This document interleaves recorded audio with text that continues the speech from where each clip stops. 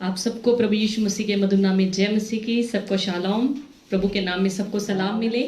प्रभु का धन्यवाद करते हैं आज की सुंदर शाम के लिए प्रभु ने हमारे जीवनों में दी है, ताकि हम परमेश्वर के वचनों में से आज बातचीत कर सकें। हमारे बच्चे पहले एक वर्शिप का सॉन्ग गाएंगे, उसके बाद वचन होगा। आइए हम सब जन अपनी आंखों को बंद करेंगे और बहनें अपने सिरों को ढक ले। आइए हम प्रार्थना में जाएंगे। स्वर्गीय पिता, मेहरबान पिता, आपका धन्यवाद करते हैं आज की शाम के लिए। परमेश्वर आपकी दया, आपके अनुग्रह के द्वारा जो हमारे जीवनों में आई है पिता, धन्यवाद करते हैं। जब खुदावंद हम आपके कलाम में से, आपके वचनों में से बातचीत करते हैं, तेरी कृपा, तेरी दया होने पाए।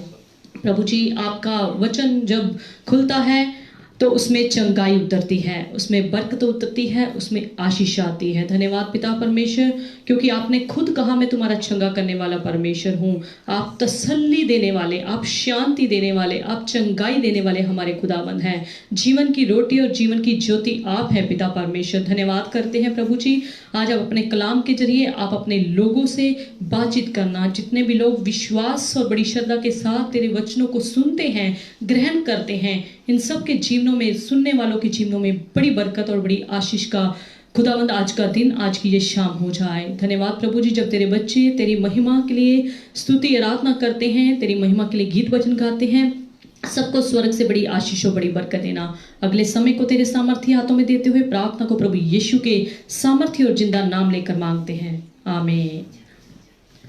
आइए, जब प्रभु की महिमा के लिए बच्चे गीत गाते हैं, आप सब जन जहाँ जहाँ भी बैठे हैं, खड़े हैं, प्रभु के महिमा की जब गीत गाया जाता है आप ताली बजा सकते हैं।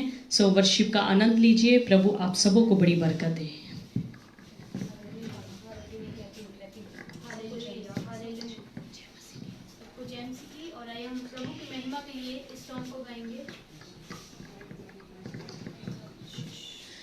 जे तू जाना यीशु दे कोले होए, जे तू जाना यीशु दे कोले होए, मुखो हालेलुया दा नारा बोले होए।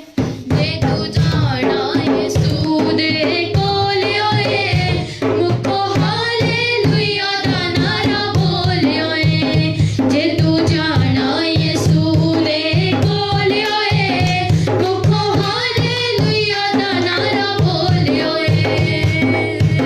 बस यीशु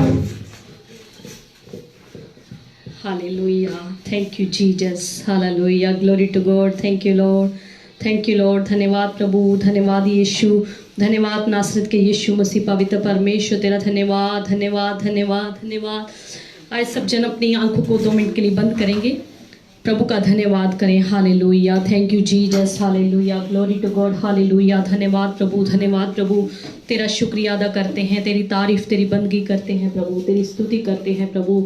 तो आराधना स्तुति के योग्य है, तो महिमा के योग्य है। हालेलुया, हालेलुया, तेरे जैसा महान और सर्वशक्तिमान परमेश्वर कोई नहीं। हालेलुया, हम सारी आदर महिमा सारा जलाल तेरे नाम को देते हैं। सारी मीडिया टीम को खुदावन, सारे नेटवर्किंग सिस्टम को तेरे सामर्थ्य हाथों में देते हुए प्रार्थना को खुदा यीशु के नाम में मांगते हैं पिता, आमीन आमीन।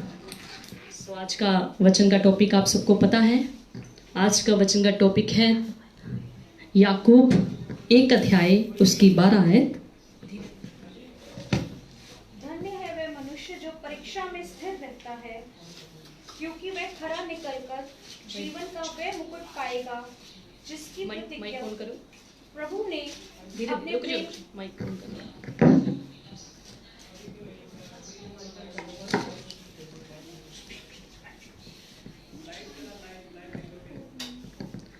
हम पढ़ेंगे याकूब 1 अध्याय उसकी 12 आयत। धीरे धीरे पढ़िए। धन्य है वह मनुष्य जो परीक्षा में स्थिर रहता है, क्योंकि वचन कहता है कि धन्य है वे मनुष्य, धन्य है वे इंसान, धन्य है वो व्यक्ति जो परीक्षा में क्या रहता है, भाग जाता है। क्या लिखा है? धन्य है वे मनुष्य जो परीक्षा में स्थिर रहता है। स्थिर रहने का मतलब टिका रहता है, अड़ा रहता है, खड़ा रहता है, मजबूती से जड़ पकड़े रहता है और कभी भी पीछे नहीं हटता। इसका मतलब है स्थिर रहता है। लिखा है धन्य है वह मनुष्य जो परीक्षा में स्थिर रहता है, क्योंकि वह खरा निकलकर जीवन का वह मुकुट पाएगा। क्योंकि वह खरा निकल कर जीवन का वह मुकुट पाएगा। किस में से खरा निकल कर? लिखा है वो परीक्षाओं में से खरा निकलकर जीवन का वह मुकुट पाएगा। जीवन का मुकुट का मतलब स्वर्गीय घर, स्वर्गीय मुकुट जो प्रभु यीशु मसीह ने अपने प्रेम करने वालों के लिए, अपने विश्वासी जनों के लिए, अपने भक्त जनों के लिए, अपनी सच्ची संतान के लिए रखा है। जो लोग प्रभु यीशु मसीह को मानते हैं सच्चे हृदय से, तो अगर के पिता और पुत्र और पवित्र आत्मा के नाम का बपतिस्मा ले लेते हैं, वो प्रभु यीशु मसीह की प्रभु की संतान बन जाते हैं। सो वचन हमें बताता है धन्य है वह मनुष्य जो परीक्षा में स्थिर रहता है, क्योंकि वह खरा निकलकर, अपनी परीक्षाओं में से खरा निकलकर, सफल निकलकर जीवन का वह मुकुट पाएगा जिसकी प्रतिज्ञा प्रभु ने अपने प्रेम करने वालों से की है। जिसकी प्रतिज्ञा प्रभु ने अपने प्रेम करने वालों से की है। हालेलुया, जीवन का मुकुट रखा है। सो जो अपने प्रतिज्ञा, परमेश्वर ने जो अपने लोगों के साथ वचन किया है, वायदा किया है, प्रतिज्ञा की है, प्रभु ने अपने प्रेम करने वालों से की है। हालेलुया। सो वचन कहता है कि धन्य है वो इंसान, धन्य है वह मनुष्य जो परीक्षा में क्या निकलता है, स्थिर निकलता है, क्योंकि वह खरा निकलकर जीवन का वह मुकुट पाएगा। हालेलुया।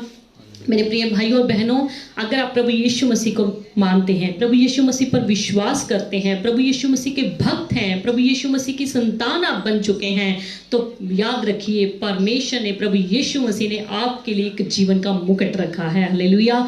और वो मुकुट का जीवन पाने के लिए आपको क्या करना पड़ेगा? परमेश्वर की भक्ति जो है तह दिल से करनी पड़ेगी, सच्चे दिल से करनी पड़ेगी, खराई से करनी पड़ेगी, ईमानदारी से करनी पड़ेगी, वफादारी से करनी पड़ेगी। और जो परीक्षाएं परमेश्वर आपके जीवन में लाता है उसमें आपको स्थिर निकलना पड़ेगा। हालेलुया। तभी वचन कहता है परमेश्वर ने जो प्रतिज्ञा अपने प्रेम करने वालों से की है, तभी वो जीवन का मुकुट आपको मिलेगा। हालेलुया। जो इंसान, मनुष्य, कोई भी व्यक्ति है, वो दुखों में, कष्टों में, पीड़ाओं में स्थिर रहता है, वचन उसको क्या कहता है? धन्य है। हालेलुया। वचन उसको धन्य कहता है। परमेश्वर उस इंसान को, उस व्यक्ति को, उस विश्वासी जन को क्या कहता है? धन्य कहता है। जो इंसान अपने दुखों में स्थिर रहता है, अपने पीड़ाओं में से स्थिर रहता है, अपने विश्वास में मजबूत रहता है, चाहे संसार में कुछ भी घटता रहे, चाहे कुछ भी उसके जीवन में होता रहे, चाहे संसार में कुछ भी होता रहे, वो अपने परमेश्वर के ऊपर जो विश्वास करता है उसमें स्थिर रहता है। वो कभी भी दुनिया की समस्याओं को देखकर, दुनिया की बीमारियों को देखकर, परेशानियों को देखकर, चिंताओं को देखकर पीछे नहीं हटता, बल्कि वो अपने विश्वास में क्या रहता है, स्थिर रहता है, कायम रहता है। सो अगर आप प्रभु यीशु मसीह में एक स्थिर विश्वासी बनना चाहते हैं, एक अच्छे विश्वासी बनना चाहते हैं, तो आपको क्या करना है, परीक्षा में के समय में, परीक्षा में आपको क्या रहना है, स्थिर रहना है, उस पर अड़े रहना है। कुछ भी क्यों ना दुनिया में घट जाए, कुछ भी संसार में, कुछ भी समाज में क्यों ना हो जाए, कुछ भी हिंदुस्तान में कुछ ना हो जाए, आपको अपने विश्वास में अड़े रहना है। और जो परीक्षाएं आपके जीवन में आती हैं उसमें आपको स्थिर निकलना है। हालेलुया। बाइबल इस बात का इनकार नहीं करती कि जो लोग प्रभु यीशु मसीह को मानते हैं उनके ऊपर कोई दुख नहीं आएगा। काफ़ी लोग प्रभु यीशु मसीह के पास आते हैं, वो सोचते हैं अब हमारे पास कभी दुख हमारे पास नहीं फटकेगा, तकलीफ हमारे पास नहीं आएगी, समस्या हमारे पास नहीं आएगी, बीमारी हमारे पास नहीं आएगी। अजीजों, अगर आप बाइबल पर विश्वास करने वाले हैं, बाइबल का अध्ययन करने वाले हैं, बाइबल को पढ़ने वाले हैं और रेगुलर चर्च जाने वाले हैं, अगर आप अच्छे पासवानों के पास, अच्छे चर्च के एक विश्वासी हैं, तो आपको पता होना चाहिए बाइबल इस बात से इनकार नहीं करती कि जो लोग प्रभु यीशु मसीह की भक्ति करते हैं उनके ऊपर कोई समस्या नहीं आएगी, उनके ऊपर कोई परेशानी नहीं आएगी, उनके ऊपर कोई दिक्कत नहीं आएगी, उनके ऊपर कोई बीमारी नहीं आएगी। ऐसा नहीं है। वचन हमें खुद इस बात के लिए बताता है। अगर हम 2 तीमुथियुस 3 अध्याय उसकी 12 आयत में पढ़ के चलें। पर जितने मसीह यीशु में भक्ति के साथ जीवन बिताना चाहते हैं वे सब सताए जाएंगे। जी, क्या वचन में हमने पढ़ा? धीरे धीरे पढ़िए। पर जितने मसीह यीशु में भक्ति के साथ जीवन बिताना चाहते हैं वे सब सताए जाएंगे। बाइबल इस बात के लिए इनकार नहीं करती, बाइबल इस बात के लिए आपको स्पष्टता से कहती है कि जितने भी लोग प्रभु यीशु मसीह की भक्ति के साथ अपना जीवन बिताना चाहते हैं वह सब सताए जाएंगे। हालेलुया। सो आप किसी भी वहम में ना रहें, किसी भी भ्रम में ना रहें कि हम प्रभु यीशु मसीह की भक्ति करते हैं, अब हमारे पास तकलीफें नहीं आएंगी, अब हमारे पास समस्याएं नहीं आएंगी, अब हमारे पास परेशानियां नहीं आएंगी, अब हमारे पास दिक्कतें नहीं आएंगी। बल्कि परमेश्वर हमें विश्वास में मजबूत करने के लिए हमारी कभी भी जांच कर सकता है, हमारी कभी भी परख कर सकता है। उसकी यह कभी भी मंशा नहीं रहती कि हम पाप में फंस जाएं।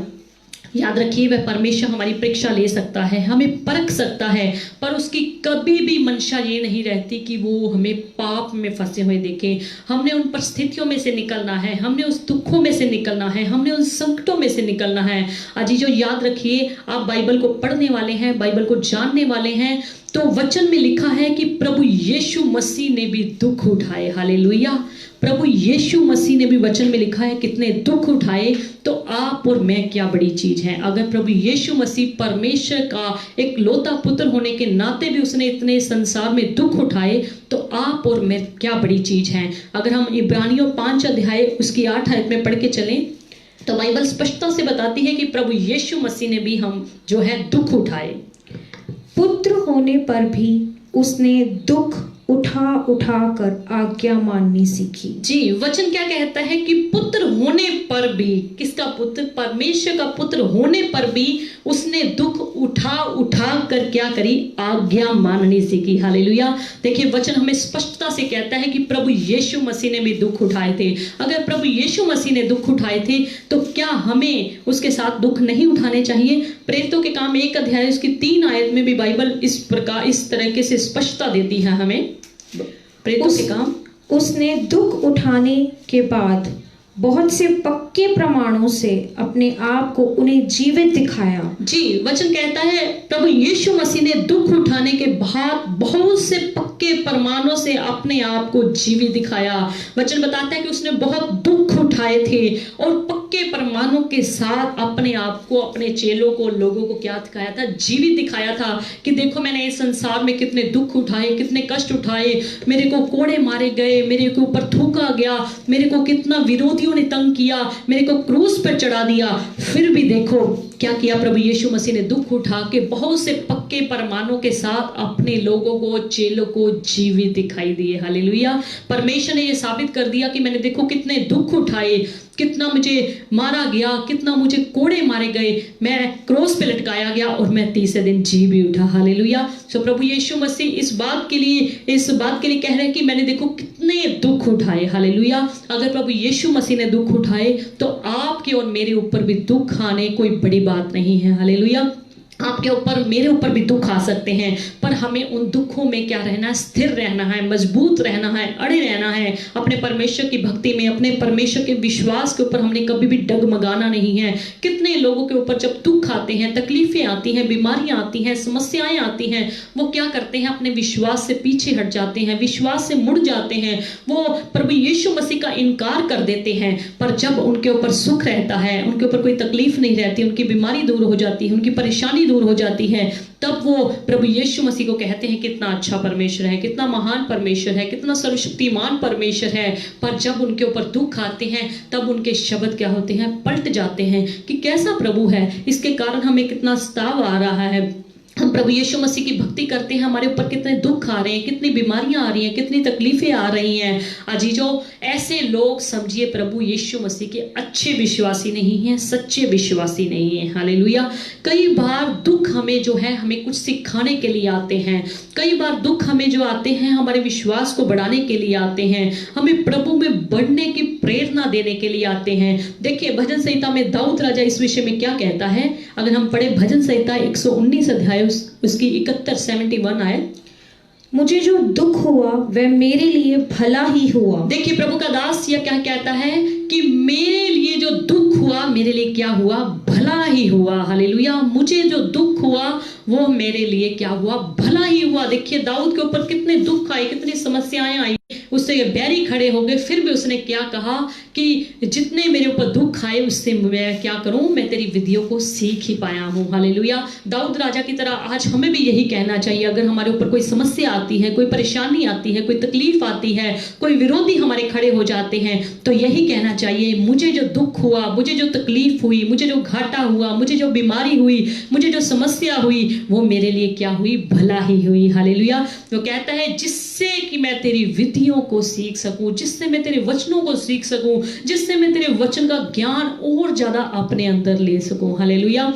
समय दाऊद राजा की तरह एक सच्चे भक्त होना चाहिए, एक पक्के भक्त होना चाहिए, एक प्रभु यीशु मसीह की पक्की संतान होनी चाहिए। चाहे दुनिया में कुछ भी होता रहे, समाज में कुछ भी होता रहे, आपके आस पड़ोस में, आपके गली मोहल्ले में कुछ भी होता रहे, पर आपको अपने प्रभु पे विश्वास करते हुए क्या कहना है? मुझे जो दुख हुआ मेरे लिए क्या हुआ? भला ही हुआ। हालेलुया। अगर आप मसीह से सच्चा प्रेम करते हैं, मसीह की सच्ची भक्ति करते हैं, तो आपके ऊपर चाहे कोई भी दुख आ जाए, कोई भी तकलीफ आ जाए, कोई भी संकट आ जाए, कोई भी बीमारी आ जाए, आप कभी भी मसीह से अलग नहीं हो सकते। वो बीमारी आपको प्रभु से अलग नहीं कर सकती, वो समस्या आपको प्रभु से अलग नहीं कर सकती, वो तकलीफें, वो समाज का विरोध आपको प्रभु यीशु मसीह से कभी भी अलग नहीं कर सकता। हालेलुया।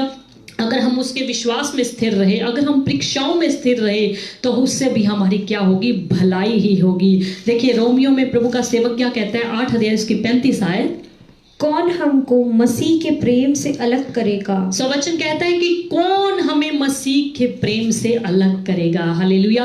दुनिया की कोई भी समस्या, दुनिया की कोई भी बीमारी, दुनिया की कोई भी परेशानी हमें मसीह के प्रेम के साथ जुदा नहीं कर सकती। पर शर्त ये होनी चाहिए, अगर हम मसीह के सच्चे भक्त हैं, अगर हम मसीह पर पूरा विश्वास करते हैं, अगर हम परीक्षाओं में भी स्थिर रहते हैं, तो कोई भी शैतान की ताकत, कोई भी दुनिया की ताकत हमें हमारे परमेश्वर से कभी भी जुदा नहीं कर सकती। कुछ भी संसार में घटता रहे, हम परमेश्वर से अलग नहीं हो पाएंगे। हालेलुया।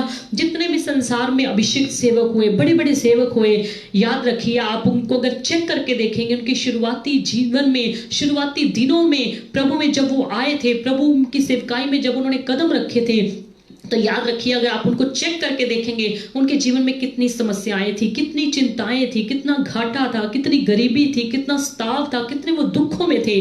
अगर वो अपनी सारी समस्याओं में, सारी चिंताओं में, सारे दुखों में, सारे स्ताव में वो अगर सही खड़े रहे, स्थिर खड़े रहे, तो अगर पीछे मुड़ के उन्होंने नहीं देखा, उन्होंने विश्वास से पीछे नहीं हटे, तो याद रखिए तभी आज बड़े बड़े अभिषेक सेवकों का समाज में नाम है, संसार में नाम है, पूरे वर्ल्ड में नाम है, तभी उनका नाम लिया जाता है। हालेलुया। अगर आप भी अपने विश्वास में स्थिर रहेंगे, अगर आप भी अपने विश्वास में मजबूत रहेंगे, अगर आप भी परीक्षाओं में स्थिर रहेंगे, तो याद रखिए परमेश्वर ने आपके लिए एक मुकुट रखा हुआ है। हालेलुया।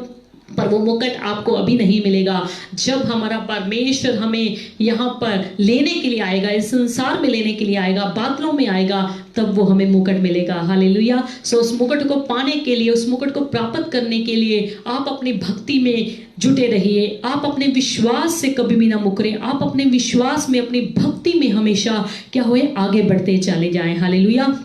हमें परीक्षा में से होकर गुजरना पड़ सकता है, पर याद रखिए परीक्षा से डरकर हमें भागना नहीं है। परीक्षा से डरकर हमें इधर उधर रास्ता नहीं ढूंढना। परीक्षा में पढ़ करके हमें इधर उधर नहीं भागना, बल्कि हमें परीक्षा में क्या रहना है, मजबूत रहना है, स्थिर रहना है। उसमें से हल्के से होके हमने क्या करना है, गुजरना है। सो याद रखिए परीक्षा से डरकर भागे नहीं, परीक्षा में खड़े रहें, परीक्षा में स्थिर निकलें, तभी परमेश्वर आपके लिए जीवन का मुकुट देगा। हालेलुया। ये याद रखते हैं कि कोई भी समस्या परमेश्वर की शक्ति से बड़ी नहीं है। हालेलुया। सो याद रखिए संसार की समस्या आपके लिए बड़ी है, संसार की परेशानियां, संसार की चिंताएं, संसार के दुख जो हैं आपके लिए बड़े हैं, पर वो परमेश्वर की शक्ति से बड़े नहीं है। इस बात को हमेशा याद रखिए कि कोई भी समस्या जो है, कोई भी दुख जो है, कोई भी परेशानी जो है, कोई भी तकलीफ जो है, वो परमेश्वर की शक्ति से बड़ी नहीं है। हालेलुया। परमेश्वर प्रत्येक जन के, प्रत्येक विश्वासी जन के बोझ की सीमा को अच्छी रीति से जानता है कि कौन मेरा विश्वासी जन कितना को सह सकता है, कितना वो स्ताव सह सकता है, कितनी वो तकलीफ सह सकता है, कितनी वो बीमारी सह सकता है। सो वचन हमें खुद बताता है, अगर हम पढ़ें 1 कुरिन्थियों 10 अध्याय उसकी 13 है, तुम किसी ऐसी परीक्षा में नहीं पड़े जो मनुष्य के सहने से बाहर है। जी, वचन हमें स्पष्टता से कहता है तुम किसी ऐसी परीक्षा में नहीं पड़े जो तुम्हारे सहने से क्या हो, बाहर हो। अजी जो परमेश्वर हर एक की सहने की, बर्दाश्त करने की सीमा को अच्छी रीति से जानता है, वो आपके सहने से परीक्षा कभी भी आपके ऊपर नहीं डालेगा। जितना को आप सह सकते हैं, जितना को आप दुख सह सकते हैं, जितनी को आप तकलीफ सह सकते हैं, जितने को आप दर्द सह सकते हैं, जितने को आप बीमारी सह कर सकते हैं, उतना ही यानी याद रखिए परमेश्वर आपके ऊपर समस्या को डालेगा। हालेलुया। क्योंकि हमारा परमेश्वर महान है, वो सर्वशक्तिमान है, वो कभी भी आपकी सीमा से ऊपर होके आपके ऊपर बोझ नहीं ला देगा।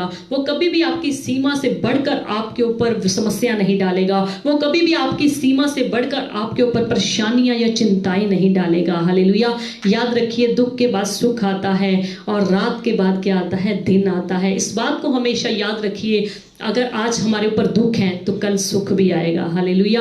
अगर रात है तो दिन भी आएगा। सो इस बात को हमेशा याद रखिए, परमेश्वर आपके साथ खड़ा होगा तो आप हर दुख में, हर तकलीफ में, हर परिस्थिति में, हर परेशानी में क्या होंगे, स्थिर रहेंगे।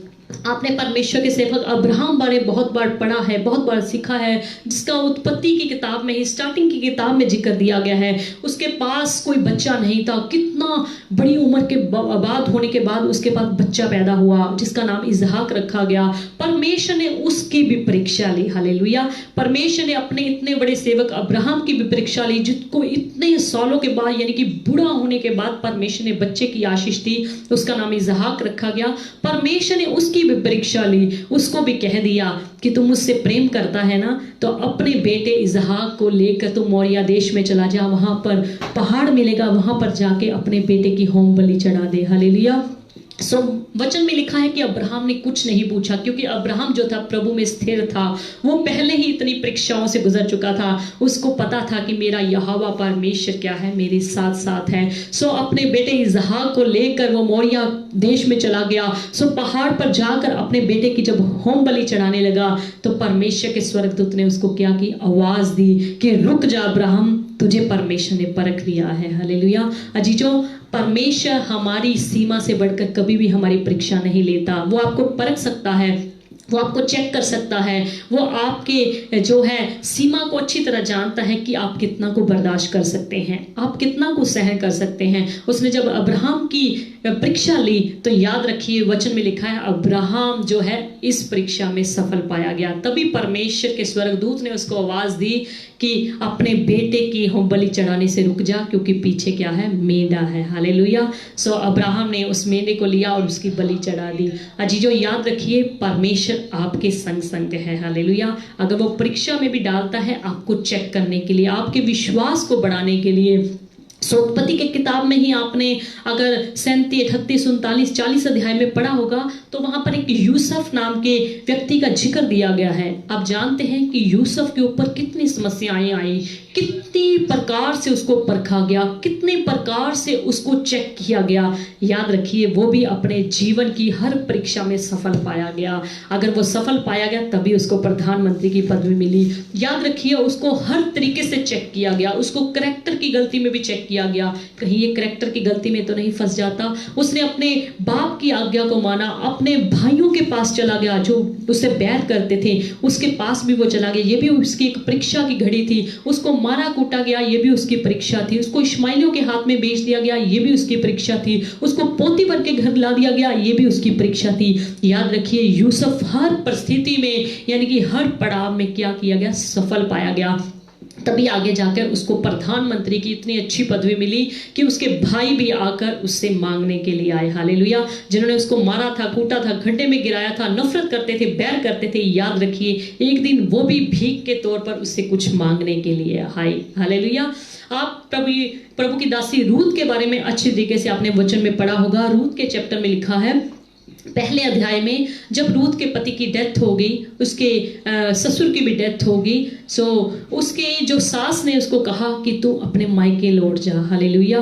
क्योंकि मेरा दुख जो है तुम्हारे दुख से बढ़कर है। क्योंकि तुम वो सोचती थी कि तुम तो जाके अपनी शादियां करा लोगी, पर मैं तो बुढ़ी हो गई हूँ, मैं तो शादी भी नहीं करा सकती, मेरे तो और बच्चे भी नहीं हैं। सो उसने अपनी जो बहू थी उसको, रूत को, ओरपा को क्या कहा कि तुम अपने मायके में चली जाओ और अपना घर बसाओ। याद रखिए रूत की ये परीक्षा की घड़ी थी जिसमें वो सफल पाई गई। रूत ने अपनी सास को क्या बोला, जिधर तू जाएगी उधर मैं जाऊंगी। हालेलुया। जिधर तू टिकेगी उधर मैं टिकूंगी। जो तेरा परमेश्वर है वो मेरा परमेश्वर होगा। हालेलुया। सो रूत की ये परीक्षा की घड़ी थी। रूत अपनी परीक्षा में सफल पाई गई, रूत अपनी परीक्षा में पास हो गई।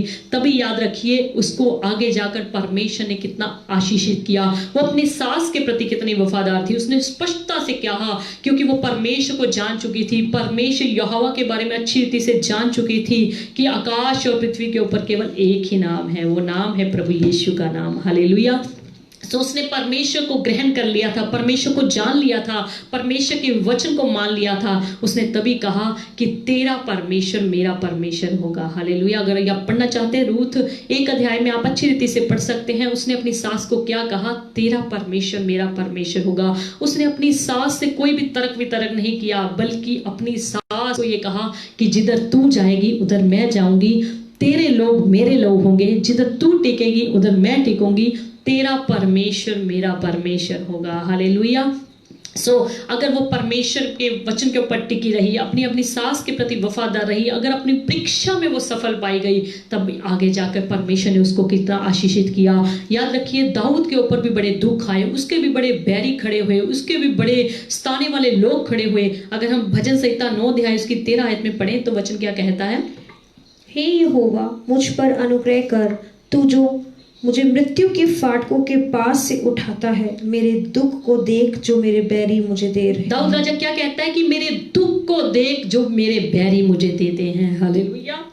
हालेलुया। वो क्या कहता है कि मेरे प्रभु जी दुख को देख जो मेरे बैरी मुझको देते हैं। याद रखिए दाऊद राजा के ऊपर भी बड़े दुख आए, दाऊद राजा के भी बड़े बैरी खड़े हो गए थे, दाऊद राजा के बड़े विरोधी खड़े हो गए थे, पर वो अपने परमेश्वर पर विश्वास करता था। भजन संहिता 20 उसकी 7 में लिखा है, किसी को रथों का किसी का घोड़ों पर विश्वास है, परंतु हम तो अपने परमेश्वर यहोवा ही का नाम लेंगे। पढ़ दीजिए भजन संहिता 20 अध्याय उसकी 7 आयत। किसी को रथों का और किसी को घोड़ों का भरोसा है, परंतु हम तो अपने परमेश्वर यहोवा ही का नाम लेंगे। जी क्या कहता है वो क्योंकि परमेश्वर पर बड़ा विश्वास रखता था, चाहे कोई भी दुख आए, चाहे कोई भी तकलीफ आए, चाहे कोई भी समस्या आए, पर वो अपने परमेश्वर पर पूरी रीति से विश्वास रखता था। और क्या कहता है, किसी को रथों का और किसी को घोड़ों का भरोसा है, परंतु हम तो अपने परमेश्वर यहोवा ही का नाम लेंगे। हालेलुया। वो अपने परमेश्वर यहोवा का नाम लेता था, अपने परमेश्वर यहोवा के ऊपर विश्वास करता था। वो किसी दुनियावी फैसिलिटीज के ऊपर विश्वास नहीं रखता था। वो स्पष्टता से कहता है, किसी को रथों पर विश्वास है, किसी को घोड़ों पर विश्वास है, पर हम तो अपने परमेश्वर यहोवा ही का नाम लेंगे। हालेलुया।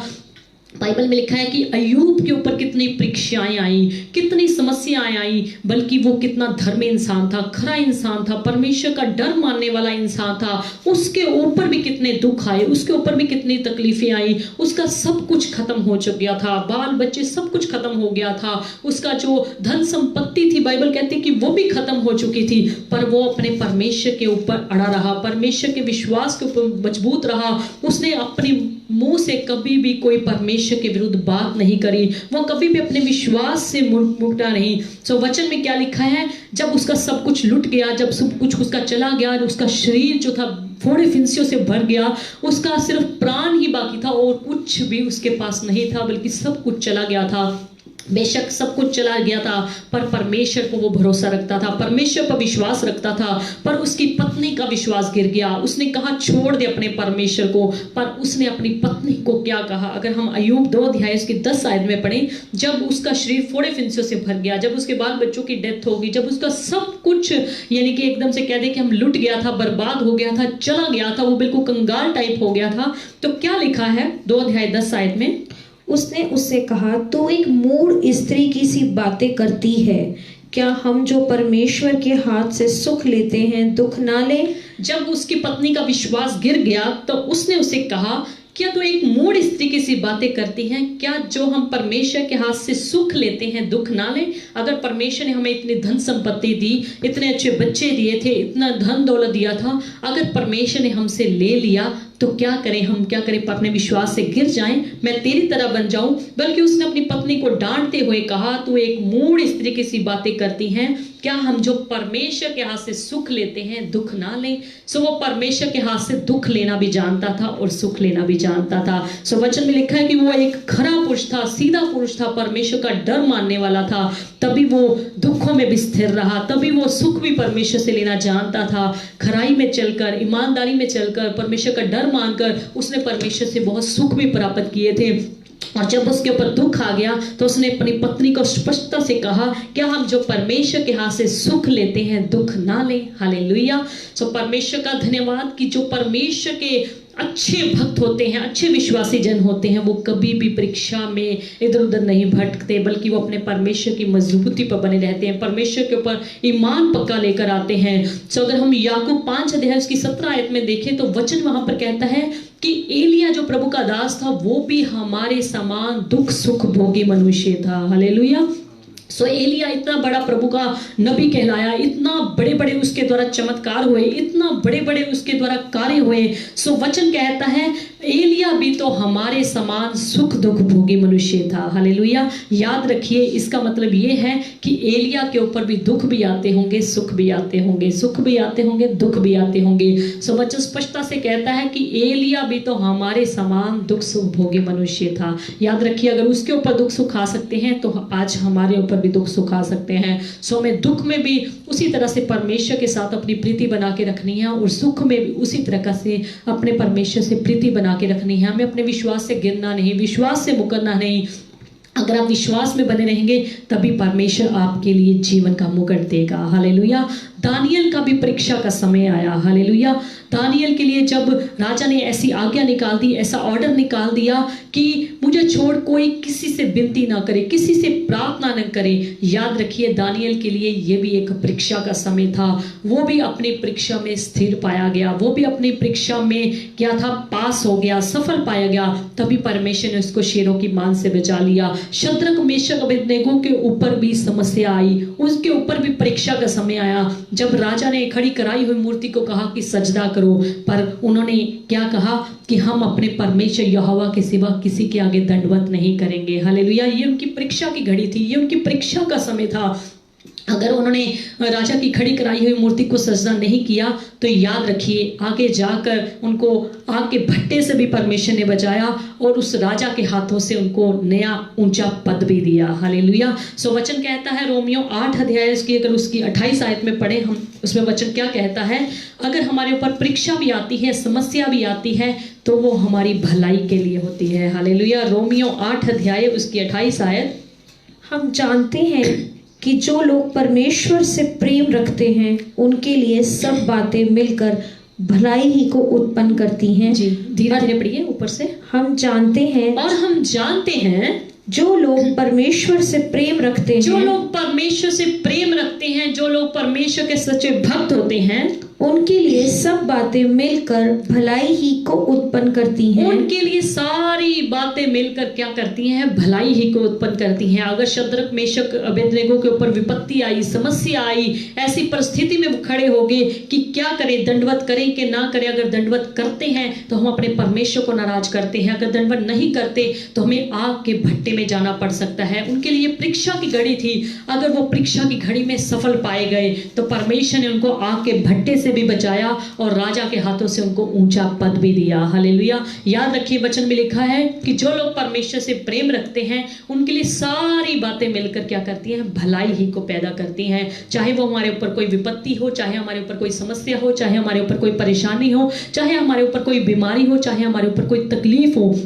सो याद रखिए परमेश्वर से जो लोग प्रेम करते हैं उनके लिए सारी बातें मिलकर भलाई ही को उत्पन्न करती हैं। वचन कहता है कि यीशु मसीह की भी परीक्षा ली गई। हालेलुया। जबकि वो परमेश्वर का पुत्र था, यहोवा परमेश्वर का पुत्र था, प्रभु यीशु मसीह इकलौता पुत्र था। मत्ती 4 अध्याय में लिखा है कि प्रभु यीशु मसीह की भी परीक्षा ली गई। पढ़ दीजिए 4 अध्याय इसकी पहली ऐसे। तब आत्मा यीशु को जंगल में ले गया ताकि इब्लिस से उसकी परीक्षा हो।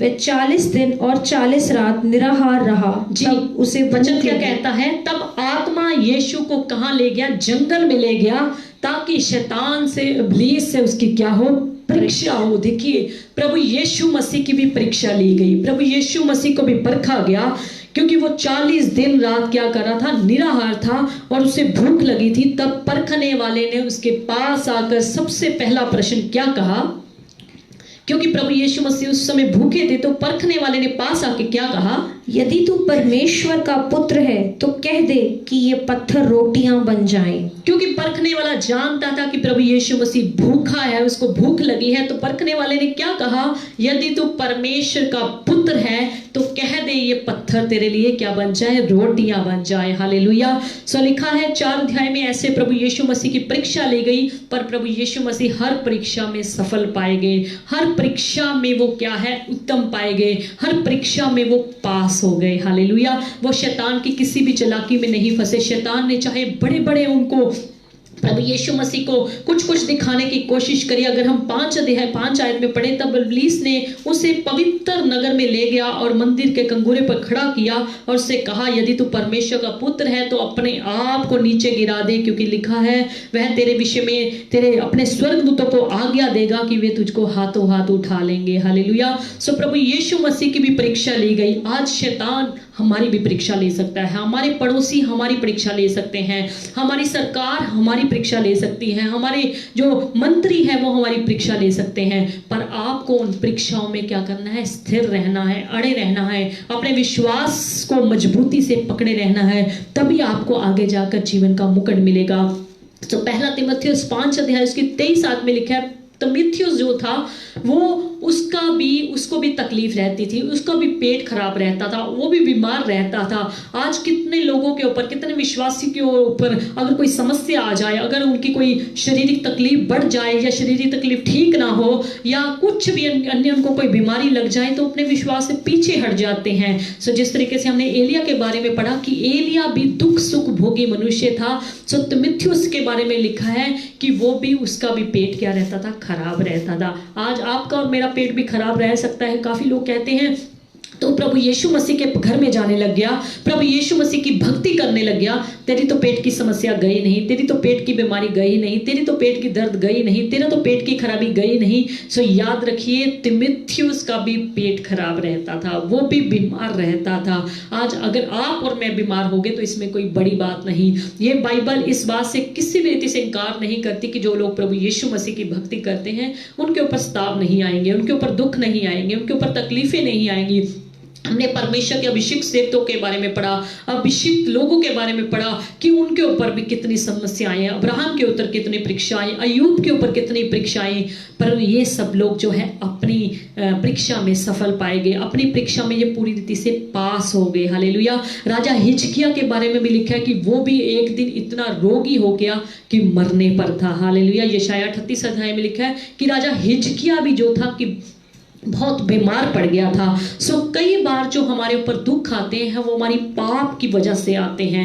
ऐसा ना सोचे कि सब के सब दुख जो है परमेश्वर हमें परीक्षा के में पाने के लिए देता है। कई बार कुछ लोग सोचते हैं कि ये जो मेरे ऊपर परीक्षा आई है, जो मेरे ऊपर समस्या आई है, जो मेरे ऊपर बीमारी आई है, जो मेरे ऊपर तकलीफ आई है, वो परमेश्वर मेरी परीक्षा ले रहा है, वो परमेश्वर मुझे परख रहा है, परमेश्वर मुझे जांच रहा है। सो याद रखिए, वचन में हम आगे पढ़ के चलेंगे। कई बार जो दुख हमारे ऊपर आते हैं, तकलीफें हमारे ऊपर आती हैं, स्ताव हमारे ऊपर आता है, वो हमारे पाप की वजह से आते हैं। हालेलुया। अगर हम यूहन्ना 5 अध्याय इसकी 14 आयत में पढ़ें, यहाँ पर एक 38 वर्ष के रोगी का जिक्र दिया गया है, जो आपको पता है कि यूहन्ना 5 अध्याय इसकी 14 आयत में, उससे पहले हम देखेंगे 38 वर्ष का रोगी जो था, एक बहुत बीमार था, 38 साल से बीमार था। जब प्रभु यीशु मसीह ने उसको चंगा कर दिया, प्रभु यीशु मसीह ने उसको ठीक कर दिया, तो वचन में क्या लिखा है, 5 अध्याय इसकी 14 आयत में पढ़ें।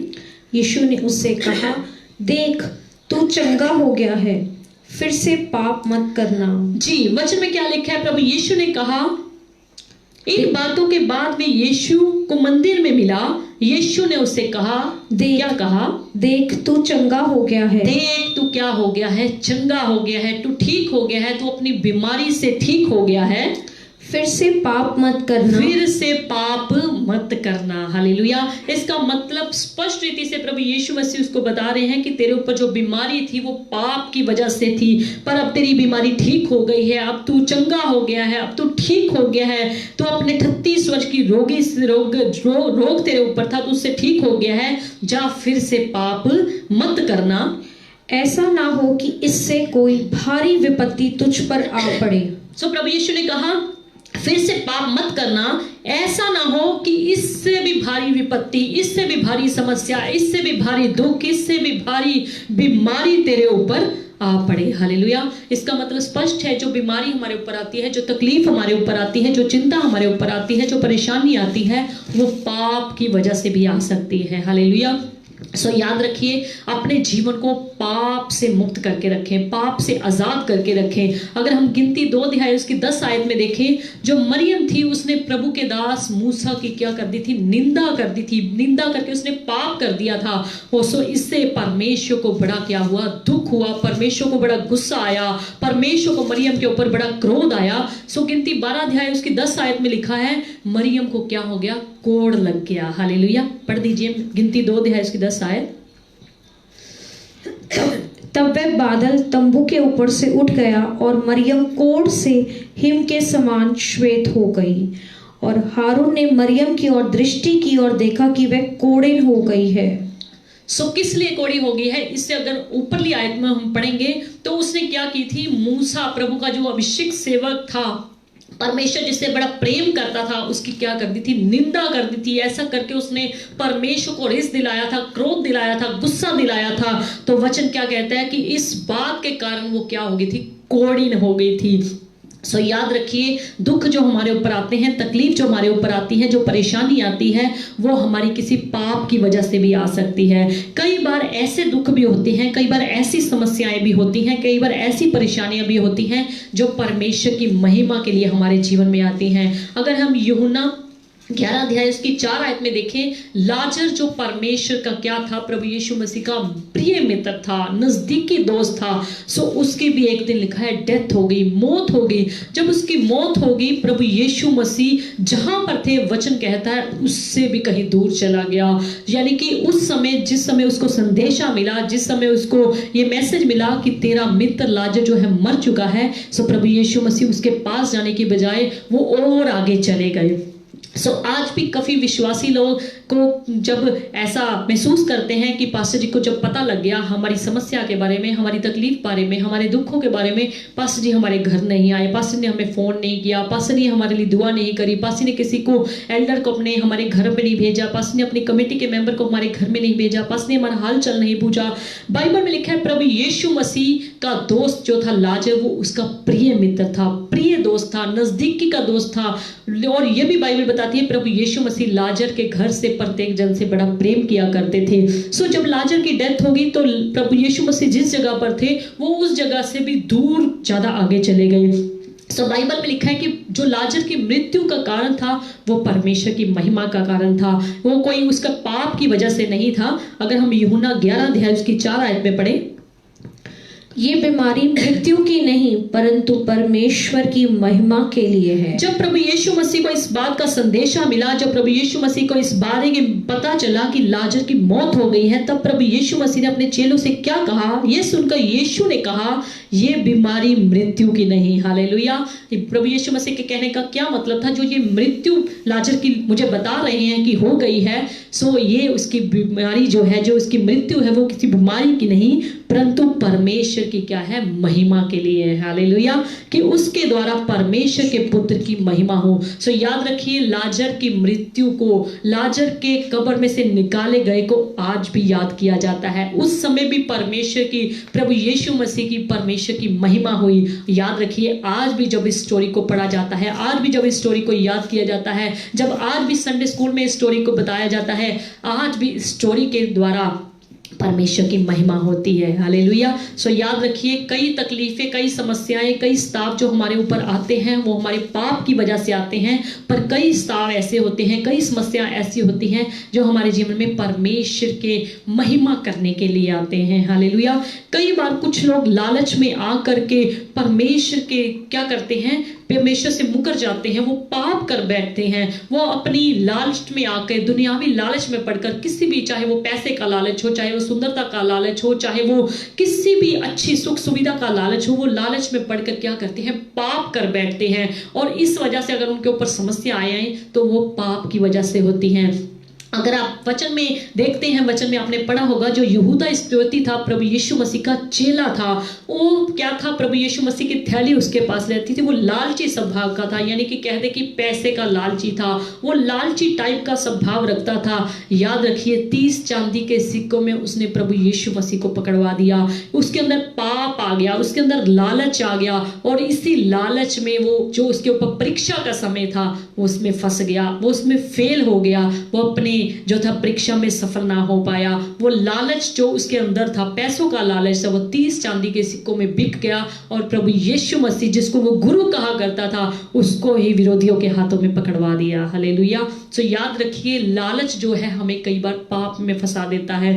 अपने लालच को हमेशा अपने जीवन से दूर रखें। अगर आप प्रभु यीशु मसीह की परीक्षाओं में सफल होना चाहते हैं, स्थिर रहना चाहते हैं, तो याद रखिए, लालच को अपने जीवन से कोसों दूर रखें। वचन कहता है कि जागते रहो कि तुम परीक्षा में ना पड़ो।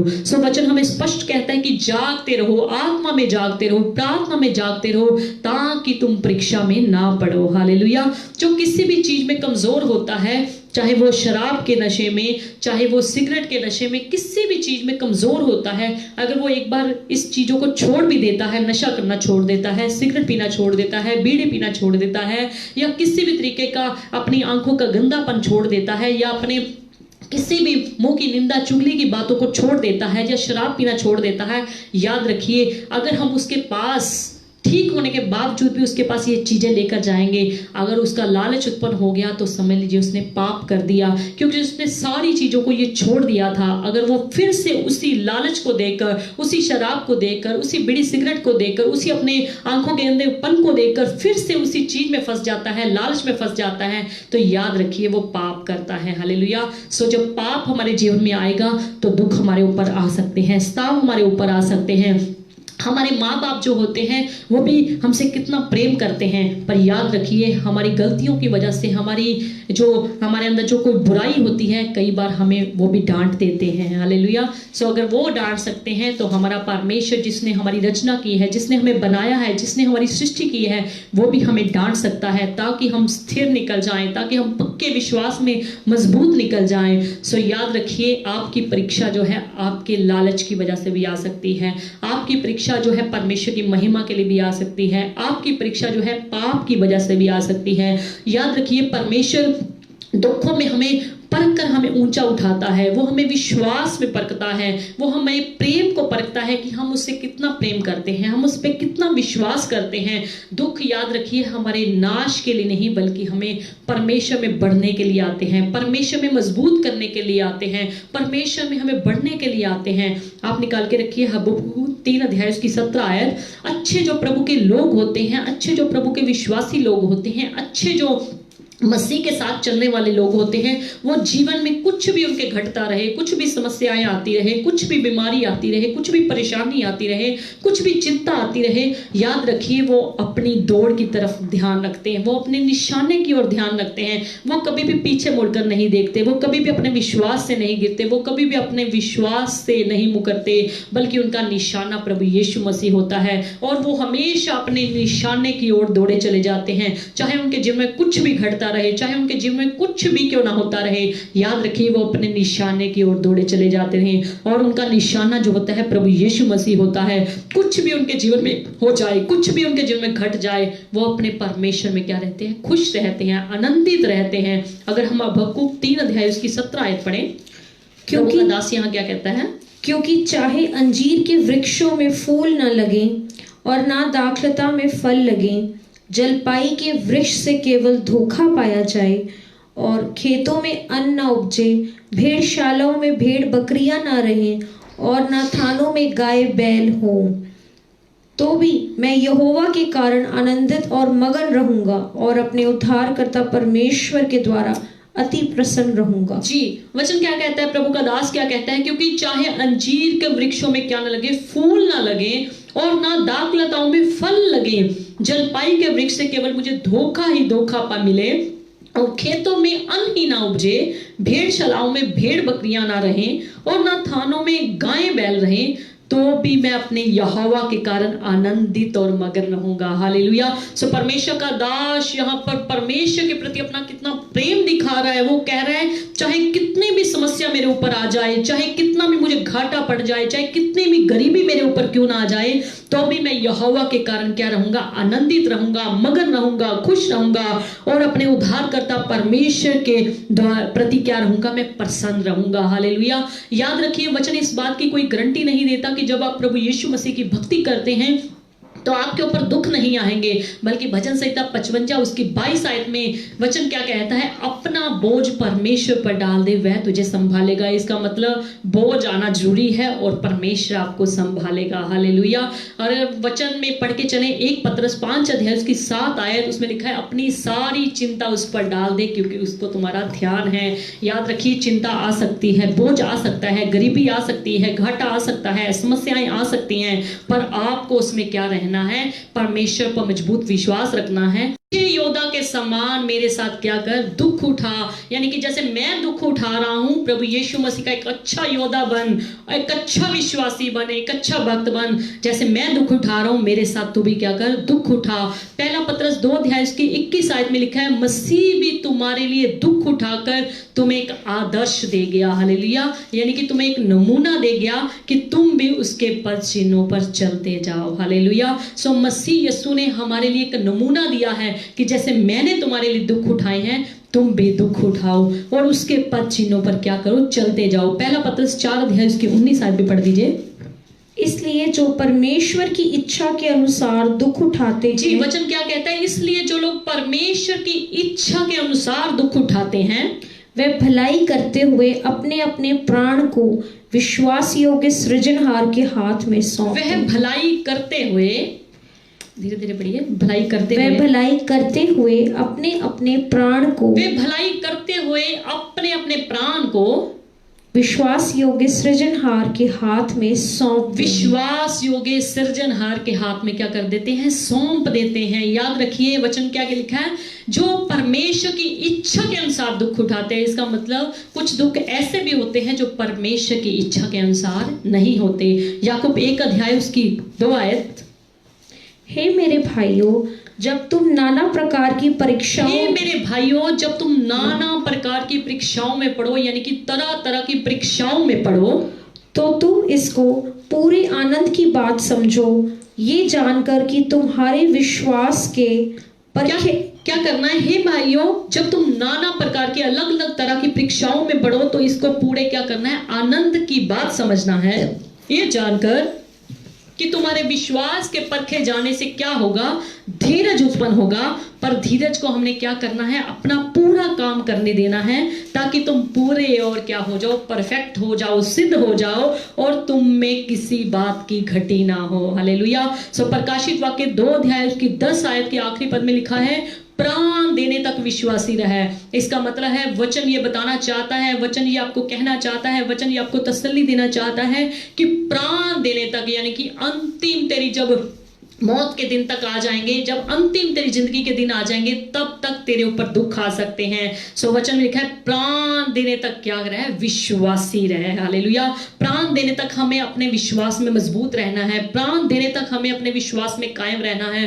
प्राण देने तक हमने अपने विश्वास से मुकरना नहीं। चाहे हमारे ऊपर स्ताव आए, चाहे हमारे ऊपर तकलीफें आए, चाहे हमारे ऊपर समस्याएं आए, चाहे हमारे ऊपर बीमारी आए, हमें प्राण देने तक क्या रहना है? विश्वासी बने रहना है। हालेलुया। सो इसका मतलब है कि अंत तक, यानी कि जब आप बुढ़ापे तक हो जाएंगे, आपके ऊपर समस्याएं आ सकती हैं, तकलीफें आ सकती हैं, समस्याएं आ सकती हैं, बीमारी आ सकती हैं। आपको क्या करना है? प्राण देने तक विश्वासी रहना है। हालेलुया। सो ये जीवन उसका है, ये जीवन हमारा नहीं है, ये जीवन उसी का है जिसने हमें दिया है। सो वो हमारी किसी भी समय, कहीं भी, किसी भी स्थान पर हमें परख सकता है, हमारी परीक्षा ले सकता है, हमारा टेस्ट ले सकता है, हमारा एग्जाम ले सकता है। यह उसकी रजा है। वो कब हमारी परीक्षा लेता है, किस परिस्थिति में हमें जांचता है, किस मोड़ पे आके वो हमें घेर लेता है। अगर यशाया 48 अध्याय उसकी 10 आयत पढ़ें, यशाया 48 अध्याय 10 आयत। सो ये जीवन उसी का है, उसकी मर्जी है, उसकी योजना है, उसकी इच्छा है। हम उसकी इच्छा के खिलाफ नहीं चल सकते। उसकी इच्छा के मुताबिक ही हमारे ऊपर परीक्षा कभी भी आ सकती है। सो हमें परीक्षा के लिए तैयार रहना चाहिए। यशाया 48 अध्याय उसकी 10 आयत। देख मैंने तुझे निर्मल तो किया, देख मैंने तुझे निर्मल तो किया, परंतु चांदी के समान नहीं, परंतु चांदी के समान नहीं।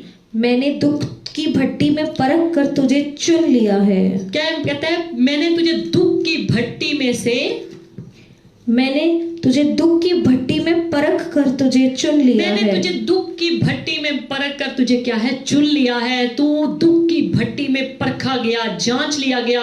तेरे को मैंने अच्छी तरह जांच लिया, तेरे को मैंने अच्छी तरह पड़ताल लिया। तू क्या है? दुख की भट्टी में से मेरे लिए चुन लिया गया है। हालेलुया। सो याद रखिए मेरे अजीज भाइयों और बहनों, ये जिंदगी हमारी नहीं है। ये एक सीडी प्लेयर की तरह नहीं है कि जैसी हम सीडी डालेंगे हमारी मर्जी के मुताबिक सॉन्ग चल पड़े, हमारी मर्जी के मुताबिक वीडियो चल पड़े, हमारी मर्जी के मुताबिक मूवी चल पड़े, हमारी मर्जी के मुताबिक इसमें गीत भजन लगे, हमारी मर्जी के मुताबिक इसमें सब कुछ आए। याद रखिए ये एक रेडियो की तरह है। जो कुछ भी इस जिंदगी में घटता है, जो कुछ इस जिंदगी में हो रहा है, जो कुछ इसकी जिंदगी में, हमारी जिंदगी में घटेगा, घट रहा है या घटा है, उसको हमने आसानी से यानी कि प्रभु में मजबूत रहते हुए कबूल करना है। सो याद रखिए जिंदगी उसकी है, एक सीडी प्लेयर की तरह नहीं, एक रेडियो की तरह हमारी जिंदगी है। उसको वो किसी भी तरीके से, किसी भी किस्म से परख सकता है, किसी भी किस्म से हमें जांच सकता है, किसी भी तरीके से हमें क्या हुआ है वो देख सकता है। हालेलुया। सो ये कोरोना की बीमारी की वजह से जो लॉकडाउन पूरे संसार में चल रहा है, हमारे इंडिया में, हमारे पंजाब में, हमारे लुधियाना में भी चल रहा है, सो इसका प्रभाव सभी के ऊपर पड़ा है, चाहे वो फाइनेंस प्रॉब्लम की वजह से हो, चाहे वो किसी भी रीति से हो, सबके ऊपर, बड़े से लेकर छोटे तक सभी के ऊपर इसका प्रभाव पड़ा है। पर याद रखिए, परमेश्वर के जो लोग होते हैं, परमेश्वर अपने लोगों को तसल्ली देता है, शांति देता है, हिम्मत देता है, दलेरी देता है, चाहे दूसरे लोगों के ऊपर कुछ भी इसका प्रभाव पड़े। पर परमेश्वर इस दिनों में भी, इन लॉकडाउन के दिनों में भी, कोरोना के दिनों में परमेश्वर अपने लोगों को तसल्ली देता है, शांति देता है, उन पर कृपा बना के रखता है। और यही सबसे बड़ी बात है। अगर आपके ऊपर परमेश्वर की कृपा है, अगर आपके ऊपर परमेश्वर की आशीष है, अगर आपके ऊपर परमेश्वर की शांति है, अगर आपके ऊपर परमेश्वर की तसल्ली है, तो ये सबसे बड़ी चीज है। हालेलुया। सो हमें अपने आप को इस समय चेक करना चाहिए कि जो मेरे ऊपर दुख आए हैं या दुख आ रहे हैं, क्या मेरी किसी गलती की वजह से तो नहीं, कि मेरी किसी पाप की वजह से तो नहीं, क्या मेरे ऊपर कुछ ऐसा तो नहीं जो परमेश्वर के वचन के खिलाफ हो, जिसके वजह से मेरे ऊपर समस्या आई है। सो सबोपदेश 7 अध्याय की 14 आयत में अगर पढ़ें तो प्रभु का सेवक यहाँ पर क्या कहता है? सुख के दिन सुख मान और दुख के दिन सोच। तो वचन क्या कहता है? सुख के दिन क्या कर, सुख मान। जो प्रभु ने आपको सुख दिया है, सुख सुविधाएं दी हैं, उस दिन हमें क्या करना है? सुख मनाना चाहिए। और दुख देख के दिन हमें क्या करना चाहिए? सोचना चाहिए कि जो दुख मेरे ऊपर आए हैं, किसी मेरी पाप की वजह से, किसी मेरी गलती की वजह से, किसी मेरी ऐसी कमी की वजह से तो नहीं आए जिससे परमेश्वर यहोवा, परमेश्वर प्रभु यीशु मसीह, पवित्र आत्मा मुझसे नाराज तो नहीं। सो याद रखिए, अगर आपके ऊपर बेवजह दुख आते हैं, बेवजह तकलीफ आती है, जिसमें आपको लगता है मेरी कोई पाप नहीं है, मेरी कोई गलती नहीं है, मेरी कोई समस्या नहीं है, अगर उस वजह से आपके ऊपर दुख आ रहे हैं, तो आपको उस दुख के भट्टे में से निकाल कर परमेश्वर अपने लिए चुन लेगा। पर आपको विश्वास में स्थिर रहना है, विश्वास में मजबूत रहना है, विश्वास में अड़े रहना है। कुछ भी संसार में घटता रहे, कुछ भी आपके लुधियाना में घटता रहे, कुछ भी आपके आस पड़ोस में, आपके गली मोहल्ले में, आपके इधर उधर कुछ भी होता रहे, आपको अपने विश्वास में मजबूत रहना है, क्योंकि परमेश्वर ने आपके लिए जीवन का मुकुट रखा है। पर जीवन का मुकुट आपको तभी मिलेगा, जैसे हमने याकूब 1 अध्याय उसकी 12 आयत में पढ़ा था, धन्य है वे मनुष्य। कौन है धन्य? धन्य है वे मनुष्य जो परीक्षा में क्या रहता है? स्थिर रहता है। अगर आप परीक्षा में स्थिर रहेंगे तो परमेश्वर ने आपके लिए जो मुकुट रखा है, अपने विश्वासी जनों के लिए, अपने प्रेमी जनों के लिए, तो वो मुकुट आपको अवश्य देगा। एक बार फिर से इस आयत को पढ़ दीजिए। धन्य है वे मनुष्य जो परीक्षा में स्थिर रहता है, क्योंकि वह खरा निकलकर जीवन का वह मुकुट पाएगा जिसकी प्रतिज्ञा प्रभु ने अपने प्रेम करने वालों से की है। जी, हम उसी वचन पर फिर से आएंगे। धन्य है वे मनुष्य, धन्य है व्यक्ति, धन्य है विश्वासी जो परीक्षा के समय में क्या रहता है? स्थिर रहता है, क्योंकि वह सारी परीक्षाओं में से निकलकर, सारी समस्याओं में से निकलकर, सारी विपत्तियों में से खरा निकलकर जीवन का वह मुकुट पाएगा। हालेलुया। कौन सा मुकुट पाएगा? जिसकी प्रतिज्ञा प्रभु ने अपने प्रेम करने वालों से की है। हालेलुया। जो वायदों का सच्चा और खरा परमेश्वर है, जो वायदों का अच्छा परमेश्वर है, जो वायदों पर खड़े रहने वाला परमेश्वर है, जो कभी भी अपने वायदों से मुकरता नहीं, उस परमेश्वर ने जो हमारे साथ वायदा किया है कि आपको जीवन का मुकुट मिलेगा, तो उस जीवन के मुकुट को प्राप्त करने के लिए हमें क्या रहना है? अपनी परीक्षा के समय में स्थिर रहना है, अपने विश्वास में मजबूत रहना है, अपने चर्च के प्रति, अपने पासवानों के प्रति, अपने विश्वासी जनों के प्रति, अपने परमेश्वर के भक्त जनों के प्रति हमने क्या रहना है? पक्के रहना है, मजबूत रहना है, विश्वास में हमें स्थिर रहना है, परीक्षा में हमें स्थिर रहना है, तभी जाकर परमेश्वर आपको जीवन का मुकुट देगा। हालेलुया। सो परमेश्वर आज के वचन के द्वारा आप सबों को बड़ी बरकत दे, सबों को तसल्ली दे, सबों को शांति दे। सो याद रखिए, अगर कोई भी आपको इस बात के लिए कहता है कि आप तो प्रभु यीशु के घर में जाते हो, प्रभु यीशु को मानते हो, प्रभु यीशु मसीह की भक्ति करते हो, प्रभु यीशु के लिए आपने सबों को छोड़ दिया है, प्रभु यीशु मसीह के लिए आपने अपने परिवार को, अपने समाज को छोड़ दिया है, अपने रिश्तेदारों को छोड़ दिया है, तो याद रखिए, उनको यही कहें, अगर मेरे ऊपर समस्या है, मेरे ऊपर परेशानी है, तो मेरा परमेश्वर मुझे जांचता है। हालेलुया। मेरा परमेश्वर मुझे परखता है, मेरा परमेश्वर मेरे साथ साथ रहता है। मैंने परमेश्वर के उस जीवन के मुकुट को प्राप्त करने के लिए, कुछ भी मेरे जीवन में घट जाए, कुछ भी मेरे जीवन में हो जाए, मैं अपने विश्वास से नहीं मुकरूंगा, बल्कि मैं अपने परीक्षा के समय में क्या रहूंगा? स्थिर रहूंगा। हालेलुया। परमेश्वर आपको बड़ी आशीष और बड़ी बरकत दे। अभी पास्टर जी आके आएंगे, और अगर आपका कोई जरूरी प्रार्थना का अर्जेंट कोई विषय है तो आप कमेंट बॉक्स में लिख सकते हैं, ताकि आपके लिए छोटी छोटी दुआ की जा सके, और उसके बाद हम लास्ट दुआ में चलेंगे।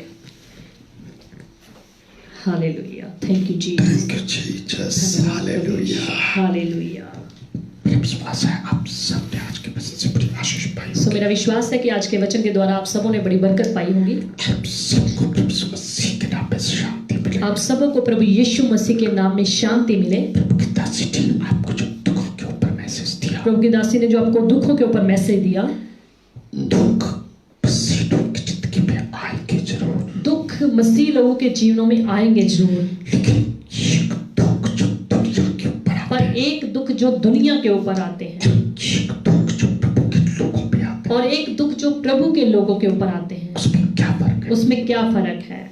एक बहुत बड़ा फर्क है। एक बहुत बड़ा फर्क है। जो दुख दुनिया के लोगों के ऊपर आते जो हैं, दुख दुनिया के लोगों के ऊपर आते हैं, उनके साथ परमेश्वर नहीं होता। उनके साथ परमेश्वर नहीं होता, जो दुख प्रभु के लोगों पे पर आते जो दुख प्रभु के लोगों के ऊपर आते हैं, हैं, उनके साथ परमेश्वर होता है। उनके साथ परमेश्वर होता है। हम मसीह लोगों पे प्रभु के लोगों पर जो दुख आएंगे, यानी कि हम मसीह लोगों के ऊपर, प्रभु के लोगों के ऊपर जो दुख आएंगे, परमेश्वर उनको देखता है, परमेश्वर उन सभी को देखता है। परमेश्वर उन पे नजर रखता है। यानी कि परमेश्वर अपनी निगाह उन पर रखता है। परमेश्वर की इजाजत से आते हैं, यानी कि परमेश्वर की इजाजत से आते हैं। जो परमेश्वर नजर रखता है, और जब परमेश्वर अपनी निगाह रखता है, परमेश्वर भी बचाता भी है। परमेश्वर उनको हर विपत्तियों से बचाता भी है। आमीन। आमीन। जो भी कोई खास प्रार्थना का विषय है, अभी अगर कोई आपका खास प्रार्थना का विषय है, सिस्टर सीमा रानी है, इनकी सिस्टर गीता के लीवर में प्रॉब्लम है, उनके लिए प्रार्थना करें। उनके लिए बता दीजिए सिस्टर सीमा रानी। उनकी सिस्टर गीता के लीवर में प्रॉब्लम है, उनके लिए प्रार्थना करें। जी, दुआ कर देते हैं। प्यारे खुदावन, धन्यवाद आंटी सीमा की बहन गीता के लिए खुदाम दुआ करते हैं। उनके जो भी लीवर में प्रॉब्लम है, आपके बेटे यीशु के नाम में उनकी सारी लीवर की प्रॉब्लम खुदाम यीशु के नाम में दूर होने पाए। पिता अपनी कृपा उन बहन गीता के ऊपर बनाए रखें, उनके विश्वास को बढ़ाएं, उनके जीवन में आप बड़ा काम करें। पिता आंटी सीमा के परिवार को भी आशीष दो, खुशियां दो, सुख शांति बरकत दो। उनके घर परिवार में किसी वस्तु की घटी ना होने पाए, खुदाम यीशु के नाम में आमीन। ब्रदर ज्ञान जी है, इनके पापा जी ठीक हो जाए और अंगद भी ठीक हो जाए। प्रभु जी मैं क्या जिनके पैरों की दुआ करती हूँ, बुजुर्गों को छू लो उस मसीह के नाम में। प्रभु जी दुआ करते हैं भाई ज्ञान जी के पापा जी के, उनको छू लो खुदा यीशु के नाम में। उनकी सारी तकलीफ दूर कर दो उस मसीह के नाम में। उनकी सारी तकलीफ दूर कर दो खुदा यीशु के नाम जिनके में। बेटे अंगद को भी छू लो उस मसीह के नाम में। भाई ज्ञान जी के बेटे अंगद को भी छू लो यीशु मसीह के नाम में। जिस्म से सारी तकलीफ दूर कर दो, उनके जिस्म से सारी तकलीफ दूर कर दो पिता, आपकी महिमा करे ताकि ये बच्चा अच्छे ढंग से चले फिरे, आपकी महिमा करे प्रभु। यीशु के नाम में। प्रभु यीशु के नाम से मांगते हैं पिता, आमीन। आमीन। भाई सरबजीत सिंह जी है, इनके लिए प्रार्थना करना है। खुदा भाई सरबजीत सिंह के लिए दुआ करते हैं, आप उनको आशीषित करें, आप उनको आनंदित करें, उनको चंगा भला रखें, उनको तंदुरुस्त रखें, उनके घर परिवार में सुख शांति दीजिए और किसी वस्तु की घटी ना होने पाए पिता, खुदा यीशु के नाम में आमीन।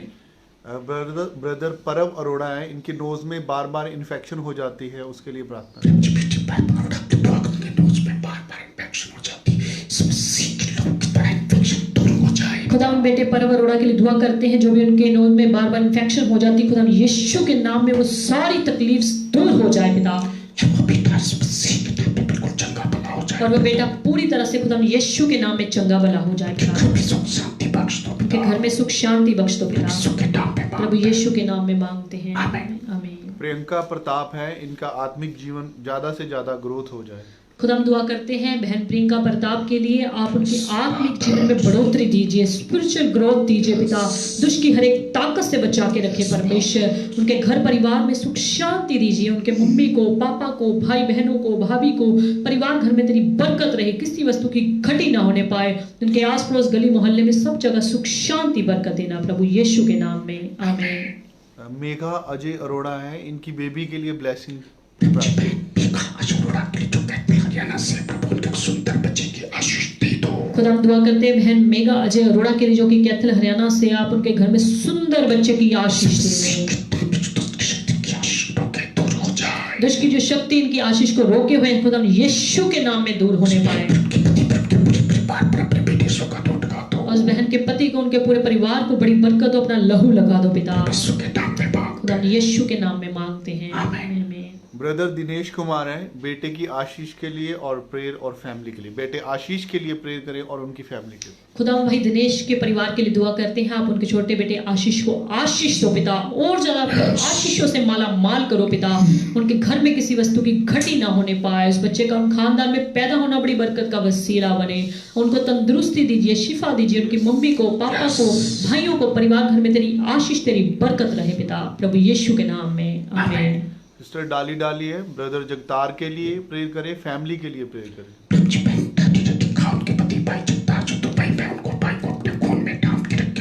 खुदावन भाई बहन डाली ने लिखा उनके पति जो जगतार भाई हैं जो दुबई में हैं, उनको सही सलामत संभाल के रखना प्रभु। उनकी ड्यूटी में खुदा यीशु के नाम में आशीष आती रहे, और भाई और ज्यादा आपके वचन में बने रहे प्रभु। उनके बच्चों को, परिवार को, सबको आशीष दो पिता, प्रभु यीशु के नाम में मांगते हैं। ब्रदर कुलदीप बग्गा है, ये परमेश्वर की सेवकाई में और आगे बढ़ते जाएं और उनसे आशीष पाएं। खुदा भाई कुलदीप बग्गा के लिए दुआ करते हैं। आप उनको आशीष दो, तंदुरुस्ती दो, शिफा दो। तेरी कृपा उनके ऊपर, उनके परिवार के ऊपर, उनकी बहन के परिवार के ऊपर बनी रहे परमेश्वर। के मम्मी पापा को भी आशीष देना, उनको भी तंदुरुस्त रखना, उनको भी चंगा वाला रखना, और इनको स्पिरिचुअल ग्रोथ में बढ़ाना। अपनी सेवकाई में महिमा, अपनी महिमा के लिए इस्तेमाल करना पिता। किसी वस्तु की उनके जीवन में घटी ना होने पाए, उनकी ड्यूटी में आशीष देना यीशु के नाम में। आंटी सिमर को छू के चंगा करो, सारी उनकी पैरालाइज की तकलीफ खुदा यीशु के नाम में दूर हो जाएगा। भाई अमरजीत को, भाई गुरिंदर को भी आशीष दो, उनको भी अच्छे जीवन साथी मिल जाएगा, और उनके घर में सुख शांति बख्शो पिता, प्रभु यीशु के नाम में मांगते हैं आमीन। सिस्टर मैडम शुभ्रा मिश्रा है, इनके बच्चे टुटुन के लिए और इनकी फैमिली के लिए प्रार्थना। खुदा दुआ करते हैं बहन शुभ्रा मिश्रा के लिए, उनके परिवार के लिए, उनके बच्चों के लिए आशीष मांगते हैं, उनकी भतीजी के लिए आशीष मांगते हैं। उसको पहले से अपने चंगा के धन्यवाद, उस टूटन पर पूरी तरह से अपना शिफा वाला हाथ बढ़ाएं, सामर्थ्य हाथ बढ़ाएं, पूरी तरह से वो चंगे वाले हो जाएं, तंदुरुस्त हो जाएं, उनके भी विश्वास को बढ़ाएं पिता। मैडम शुभ्रा मिश्रा के भाई जसविंदर के कामकाज में बरकत दो पिता, उनके घर की सारी जरूरतों को पूरा कर दो पिता। उनके परिवार के जितने भी जन हैं, उनके पापा जी को आशीष दो, उनको भी चंगा बल रखो पिता, उनके लिए चुन लो पिता, उनके पूरे खानदान में सुख शांति दे दो, प्रभु यीशु के नाम में मांगते हैं पिता। सिस्टर कोमल कुमारी हैं, इनके घर के सेल होने के लिए प्रार्थना करें। प्यारे खुदा बहन कोमल कुमारी के लिए दुआ करते हैं। उनके पति, उनके बच्चे को, उनके परिवार को आशीष दो पिता, सुख शांति दो, उनका घर वो बिक जाए परमेश्वर, को नया घर मिलने में सहायता करना पिता, और सारी जरूरतों को पूरा करना। उनके परिवार घर में आशीष बनी रहे, उनके हाथों के काम पे बरकत रहे, उनकी जोड़ी पर अपनी आशीष देना पिता, उनके बच्चों को भी आशीषित करना खुदा यीशु के नाम में आमीन। ब्रदर कुणाल कुमार हैं, इनकी फैमिली के लिए और इनके मोहल्ले रामनगर के लिए प्रार्थना करें। प्रभु जी भाई कुणाल कुमार, उनके मम्मी पापा, उनके भाई बहनों सबको चंगा वाला रखो पिता, और ज्यादा उनके घर में प्रार्थना वचन और जुबाल बढ़ जाए। उनके गली मोहल्ले में जितने भी आपका डर मानने वाले लोग रहते, सबको आशीष दो, शांति खुशी। उनके घरों पर अपने बेटे यीशु का गड़ा खून लगा के रखना। धन्यवाद प्रभु जी दुआ को सुनने का, प्रार्थना को खुदा यीशु के नाम में मांगते हैं आमीन। ब्रदर सनी मसीह हैं, इनकी फैमिली के लिए प्रार्थना करें। खुदावंद भाई सनी मसीह के लिए, परिवार के लिए दुआ करते हैं। आप उनकी पत्नी को, उनके बच्चों को, भाई को, भाई के परिवार को, मम्मी को, बुजुर्गों को, सबको आशीष दो, सबको तंदुरुस्ती दो, और जरा अपनी महिमा के लिए इस्तेमाल करो। उनके हाथों के काम पे बरकत दो पिता, किसी वस्तु की उनके जीवनों में घटी ना होने पाए, खुदा यीशु के नाम में आमीन। ब्रदर सत्यम प्रजापति हैं, इनके सिर पर गांठ बनी है, उसके वो चंगी हो जाए, उसके लिए प्रार्थना।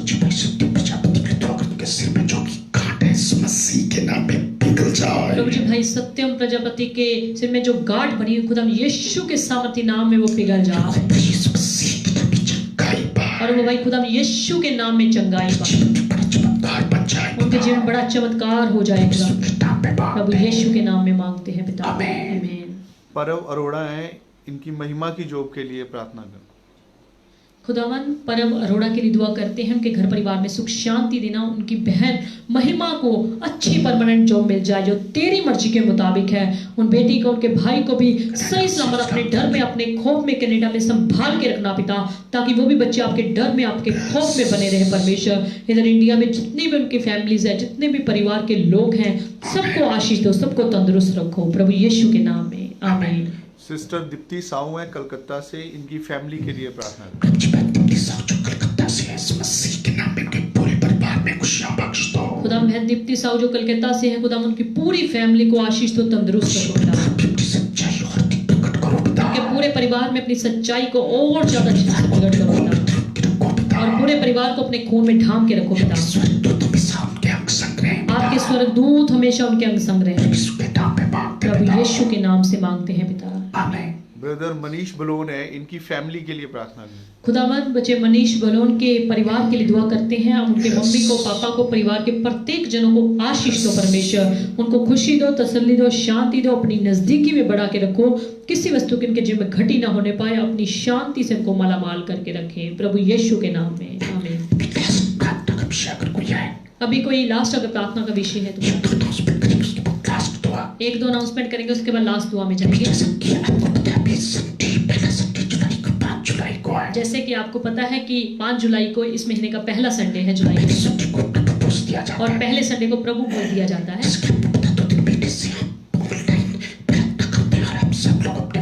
तो जैसे कि आप सबको पता है कि 2-3 महीने से ऑनलाइन ही प्रार्थना सभा चल रही है और अपने अपने घरों में अटेंड करते हैं।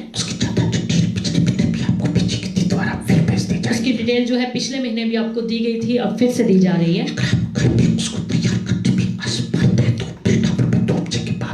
सो प्रभु भोज की अगर जितनी भी विधि आपको बताई गई थी और बताई जाएगी, अगर उसको आप करने में असमर्थ हैं तो आप प्रे टाउन में 2 बजे के बाद संडे को आ सकते हैं प्रभु भोज लेने के लिए। पर कोई भी भीड़ में यानी कि ज्यादा तादाद में मत आए। सिर्फ वही लोग जो एक तो चर्च के नजदीक रहते हैं और अपने घरों में इस विधि को तैयार नहीं कर पाएंगे। सो ये पहला संडे है, प्रभु भोज का संडे है, सभी जन याद रखें।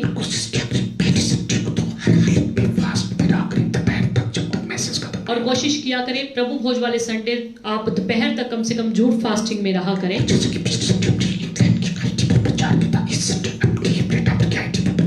जैसे कि पिछले संडे के इंग्लैंड की आईडी में प्रचार किया गया था, इस संडे अपने ही यानी कि सियोन प्रे टावर के ऊपर ही प्रचार किया जाएगा। उसका टाइमिंग वही सुबह 12 बजे से लेकर दोपहर के 2 बजे तक होगा। अभी चर्च खुलने बारे कोई भी फैसला नहीं लिया गया। हमारी 30 तारीख को लुधियाना एसोसिएशन की फिर से एक मीटिंग हुई थी, ऑनलाइन जो है मीटिंग की गई। सो लुधियाना के सभी सेवकों ने मिलकर ऑनलाइन ये फैसला किया कि अभी जुलाई महीने फिर से वेट की जाए, अभी चर्च मत खोले जाए। तो जुलाई फिर उसी तरह ऑनलाइन ही सर्विस होती रहेगी। उसके बाद जो फैसला होगा, जो सरकार की तरफ से गाइडलाइन समय मिलेंगी, वो आपको बता दी जाएंगी। आप सभी के लिए लास्ट दुआ में जाएंगे। प्रभु जी, आपने इस ऑनलाइन सर्विस को अपने हाथों में लेकर चलाया, आपका धन्यवाद करते हैं। आपके बच्चों ने, छोटे बच्चों की आराधना टीम ने आपकी महिमा के गीत भजन गाए, सोने दे खुदावंद आपके स्वर्गीय राज्य में कबूल हो जाए।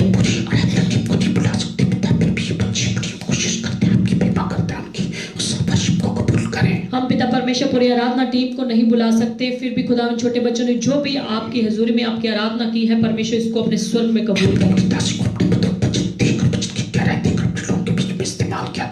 आपने अपनी दासी को अपना मधुर वचन देकर, वचन की गहराई देकर अपने लोगों में इस्तेमाल किया, आपका धन्यवाद।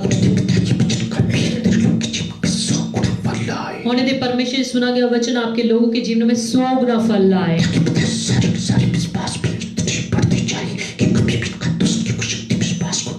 ताकि परमेश्वर सारे के सारे अपने विश्वास में इतने मजबूत होते चले जाएं, ताकि दुष्ट की कोई भी शक्ति इनके विश्वास इनको गिराने ना पाए। और ये भी संत पौलुस की तरह कह सके, कौन हमें मसीह के प्रेम से अलग कर सकता? क्या दुख, क्या संकट, क्या तकलीफें, क्या कुछ भी। इतना विश्वास इनका बढ़ाओ पिता। दुख में, संकट में, परेशानी में, विपत्ति में हमेशा ये आपके साथ जुड़े रहे प्रभु। हर दुख में, संकट में, विपत्ति में, समस्या में हमेशा ये आपके साथ जुड़े रहे प्रभु। जैसे प्रकाशित वाक्य में लिखा है, अपनी दासी की तरह पढ़ा कि प्राण देने तक विश्वासी बने और रहे। जैसे प्रकाशित वाक्य की किताब में लिखा है 2 अध्याय उसकी 10 आयत की प्राण देने तक विश्वासी है। लोगों को और दिन दुखों में, तकलीफों में मजबूत रहने का वचन दे पिता। अपने लोगों को और ज्यादा दुखों में, तकलीफों में, मुसीबतों में, विश्वासी में मजबूत कर रखा। और मैं तुझे सबको बड़ी आशीष दे पिता। जितने भी हमारे साथ ऑनलाइन जुड़े सबको आशीषित करें। एक कलीसिया में एक घर में इस मसीह के नाम में सुख शांति मांगते हैं डाल की कलीसिया में एक घर में तेरी सुख शांति मांगती हूँ। लोगों ने दिल जोड़ पाते उनको भी वचन दे, वो भी उन्हें जुड़ के मैसेज का आनंद लिया करें और आप तौर पे पढ़े। जितने लोग मैसेज को नहीं सुन पाते, ऑनलाइन नहीं हमारे पास जुड़ पाते, पिता परमेश्वर उनको भी फजल बख्शे ताकि वो भी ऑनलाइन जुड़ के आपके वचन को सीख सके और अपने जीवन में तेरे वचन पर चलने वाली बात सबके घरों में इस मसीह के नाम में सुख शांति मांगते हैं और सबके घरों में आपके बड़े यीशु के नाम की सुख शांति मांगते हैं। सब कलीसियों में इस मसीह के नाम में बड़ी आशीष मांगते हैं पिता। लुधियाना की सारी कलीसियाओं पर आपके बड़े यीशु की बरकत मांगते हैं। तेरे दासों को हर हजारों लाखों करोड़ों लोगों के लिए आशीष का वसीला बनाना पिता। तो खुदा मैं अपने दासों को और ज्यादा हजारों लाखों लोगों के लिए बरकत का वसीला बनाना। मैं पूरे हिंदुस्तान में आपकी कलीसियों में आपके लोगों पर इस मसीह की आशीष मांगते हैं। पूरे लुधियाना, पूरे पंजाब, पूरे हिंदुस्तान की कलीसियाओं पर आपके बड़े यीशु की बरकत मांगते हैं। हमारे हिंदुस्तान देश को सबके हाथों में संभाल के रखना पिता। हमारे हिंदुस्तान देश को अपने हाथों में से इस्लाम संभाल के रखना। हिंदुस्तान के प्रधानमंत्री को, राष्ट्रपति को, सब मंत्रियों को, सब एमएलए से को अपनी बुद्धि अकल देकर इस्तेमाल करना हिंदुस्तान के प्रधानमंत्री को, राष्ट्रपति को और सारे मंत्रियों को सद्बुद्धि देना ताकि पिता परमेश्वर वो तेरी इच्छा के मुताबिक इस देश को चलाने पाए पिता। दुनिया में सब देशों में आपके बेटे यीशु की शांति उसी चंगाई मांगते हैं पिता। पूरी दुनिया पर, सारे संसार के देशों पर आपके बड़े यीशु की सुख शांति मांगते हैं पिता। को भी क्या पूरी दुनिया में कोरोना का कितना कहर लोगों के बीच में फैला हुआ है। तो प्रभु जी पूरे संसार में, पूरी दुनिया में कोरोना का कितना कहर लोगों में फैला हुआ है। इजाजत के बिना पत्ता भी नहीं हिल सकता पिता। आपकी इजाजत के बिना प्रभु जी पत्ता भी नहीं हिल सकता। दुनिया में पाप बड़ी, दुनिया में बुराई बड़ी है। प्यारे प्रभु जी हम मानते हैं कि इस दुनिया में पाप बड़े हैं, बुराइयां बड़ी हैं। दुनिया में घमंड बड़ा है, दुनिया में मूर्ति पूजा बड़ी है। हम मानते हैं कि दुनिया में घमंड बड़ा है, मूर्ति पूजा बड़ी है। दुनिया में व्यभिचार बड़ा है, दुनिया में स्वार्थ बड़ा है पिता। हम मानते हैं कि दुनिया में व्यभिचार बड़ा है, स्वार्थ बड़ा है। दुनिया के लोग आपको भूल के आपको याद नहीं करते। हम मानते हैं कि कितने दुनिया के लोग आपको भूल गए, आपको याद नहीं करते प्रभु। दुनिया के लोग आपकी जरूरत ही नहीं समझते पिता। हम मानते हैं कि कितने दुनिया के संसार के लोग आपकी जरूरत ही नहीं समझते। दुनिया पर दुख भड़कना तो स्वाभाविक है प्रभु। इसलिए आपका जो है गुस्सा दुनिया पर भड़कना स्वाभाविक है प्रभु।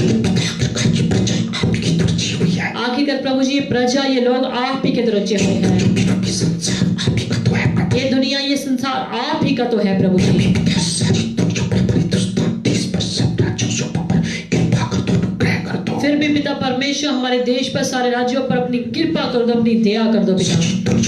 देश पर आपकी दया कर दो। सारी दुनिया के एक देश पर अपनी दया कर दो पिता। सभी को क्षमा कर दे पिता। एक बार प्रभु जी सबको क्षमा कर दो।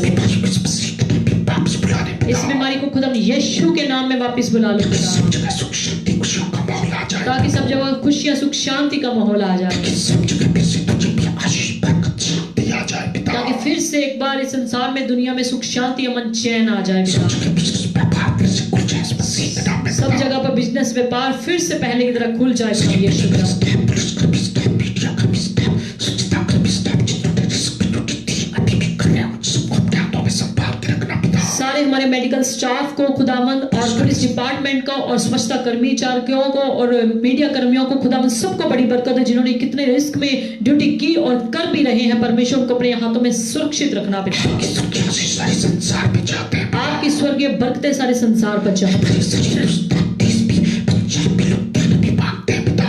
हमारी आपकी कृपा, आपकी दया को पूरे हिंदुस्तान, हमारे पूरे देश पर, पूरे राज्य पर और पूरे लुधियाना पर मांगते हैं पिता। पड़ोसी देश पाकिस्तान, जितने भी पड़ोसी देश हैं, सब में सुख शांति बख्शो पिता। हमारे पड़ोसी देश पाकिस्तान को, चाइना को, जितने भी पड़ोसी देश हैं, सब जगह पर तेरी आशीष मांगते हैं ताकि पड़ोसी देशों के साथ हमारे देश का सबके साथ प्रेम व्यवहार बना रहे प्रभु। ताकि सारे पड़ोसी देशों के साथ हमारे देश का प्रेम प्यार का व्यवहार बना रहे प्रभु। कोई भी देश किसी भी देश की तरफ गलत नजरों से ना ताके और कोई भी देश किसी देश की तरह गलत निगाह से ना देखे प्रभु। हमारा देश दूसरे देशों के साथ साथ दिनों दिन तरक्की करता और जाए। हमारा देश दूसरे देशों के साथ साथ तरक्की करता जाए प्रभु। क्योंकि आपकी दया सब जगह आशीष मांगते हैं। आपकी दया, आपकी कृपा, आपकी आशीष सब जगह पर मांगते हैं। देशों का युद्ध ना होने पाए। कहीं भी देशों का आपस में युद्ध ना होने पाए। अगर कोई बीमार है तो खुदा हम यीशु के नाम में इस समय चंगाई पाए। सबके ऊपर उतरा है। इस समय चंगाई का आत्मा सबके ऊपर उतर रहा है। सब बीमारियों के समस्या जिसको छोड़े सिर से लेकर पांव की तल तक हर एक बीमारी को यीशु के सामर्थी नाम में हुक्म देते हैं कि इनके जीवनों को छोड़े। सारी दुष्ट जिनको परेशान करती तकलीफों में डालते इनको परेशानी में डालती समस्या में दूर हो जाए। सारी दुष्ट की ताकतें जो इनको तकलीफों में डालती, इनको परेशानी में डालती, खुदा यीशु के सामर्थी नाम से इनसे दूर हो जाए। तेरे लोगों का दिन विश्वास बढ़ता जाए। तेरे लोगों का दिनों दिन विश्वास बढ़ता जाए। जगह जगह तेरे नाम की जांच हो जाए। जो लोग जान जाए इस मसीह सच्चा परमेश्वर है। समाज पर जगह जगह पर आपके बेटे यीशु के नाम के चर्च बन जाए, लोग जान जाए कि प्रभु यीशु मसीह सच्चा और जीवित परमेश्वर है। सब जगह सच्चाई का ईमानदारी का भेद का बोलबाला होगा। सारी जगह पर सच्चाई का ईमानदारी का ही बोलबाला होगा सब जगह पवित्रता का माहौल बन जाए। और सब जगह पर पवित्रताई का माहौल बन जाए।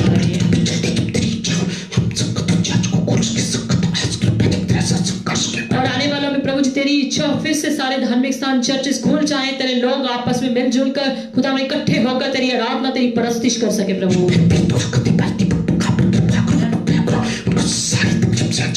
एक बार फिर से दुआ करते हैं भाई दीपक को छू लो खुदा यीशु के नाम में। सारी बीमारी सारी तकलीफ से सिर से लेकर पांव की तक उनको छू लो खुदा।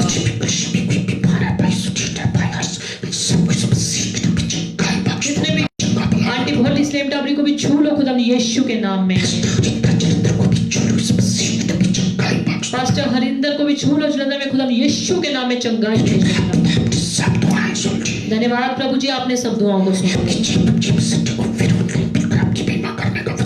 आपकी इच्छा प्रभु जी हमें संडे को फिर मिलकर आपकी ऑनलाइन सर्विस करने का फजल देना।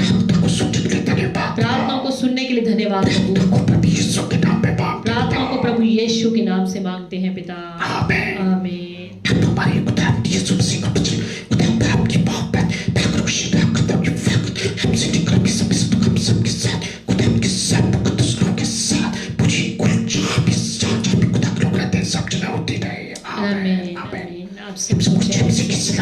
आप सबको बड़ी बरकत दे।